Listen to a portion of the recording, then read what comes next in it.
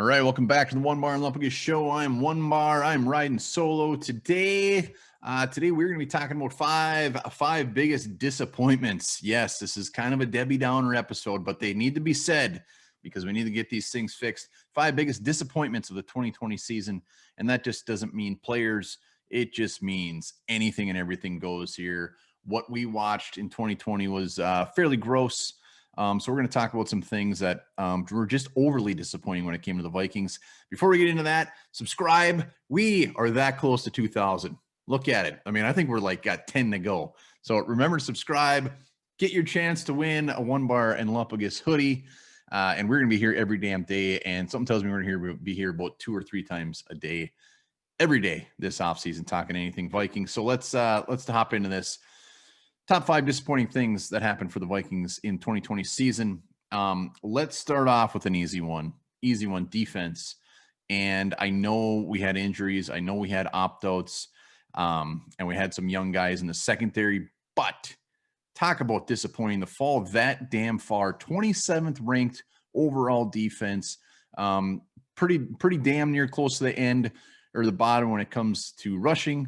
Bottom when it comes to passing. Just everything very, very bad. And that's not good when Mike Zimmer is your head coach and he is a defensive guru. Did he have some issues to deal with? You're damn right he did. But we didn't deal with them well. Even with Mike Zimmer as a coach, even with the players that he still had some decent players out there.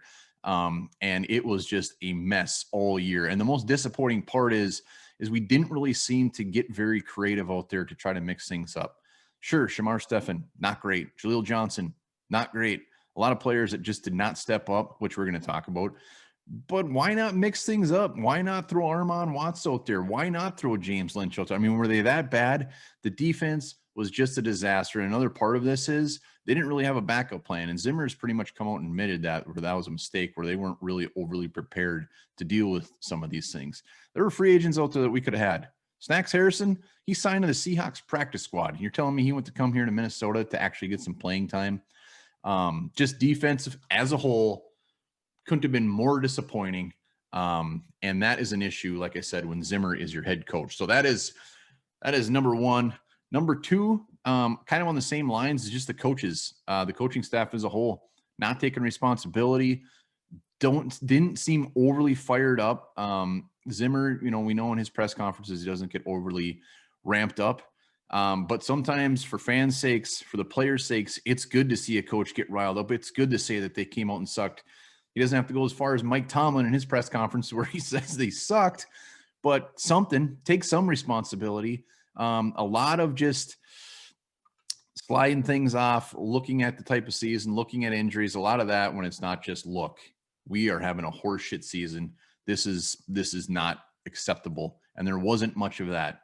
And coming out in game days, players not being fired up. We've seen that over the years with Zimmer. Sometimes his team just comes out flat. Sometimes Zimmer comes out flat. And this year it was very, very evident. And that was very, very disappointing.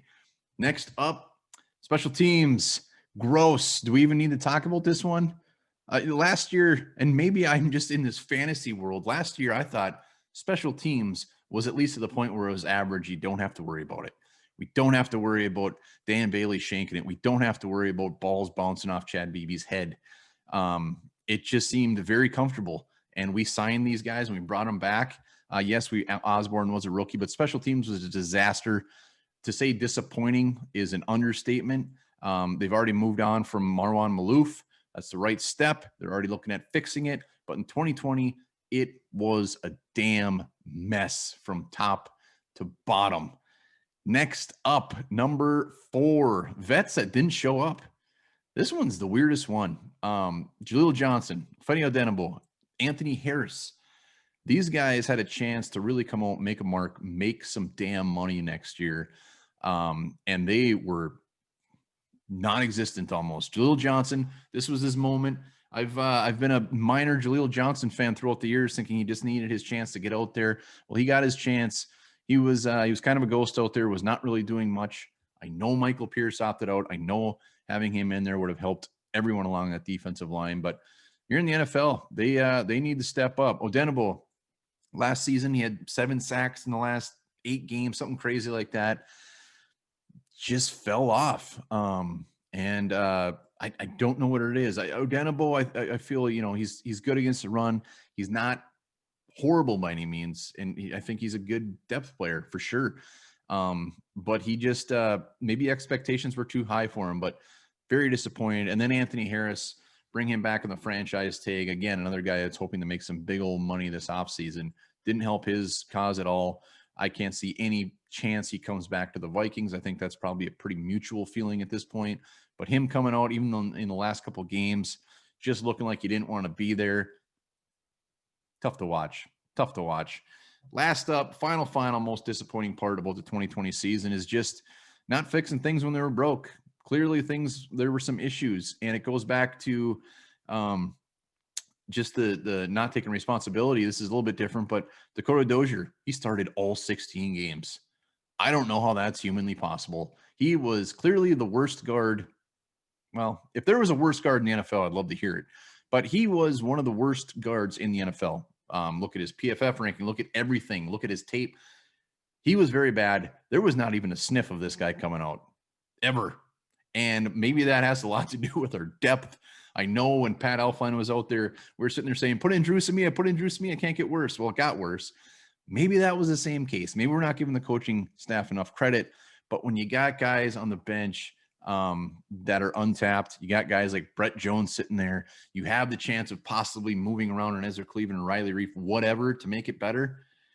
Why not? I don't actually think it could have got worse there. So Dakota Dozier is an example. Again, on the defensive lines, an example. Special teams, not fixing things when they're broke. Dan Bailey, why continue to have that guy come out there and kick? Why continue to put KJ Osborne back there? Zimmer says that the issue at the end of the season with Bailey was he hurt his hamstring or something. Why would you even have him kicker go out there that has a hurt leg? That doesn't make sense to me. They're not fixing things up. It seems like they're just very, very gun shy to make big ballsy moves. So those are my big boys. Those are the 5 bigger disappointments for the 2020 season. Let me know down below what your disappointments are, if I was way off the mark here. But as you can tell, a big theme of these disappointments have a lot to do with the coaching staff, not changing things up, not taking responsibility, not being prepared. And that hurts my heart because I'm a Zimmer guy. So that's it. We'll be back very, very soon talking more purple. And again, once again, subscribe, like the videos, here every day. Boom.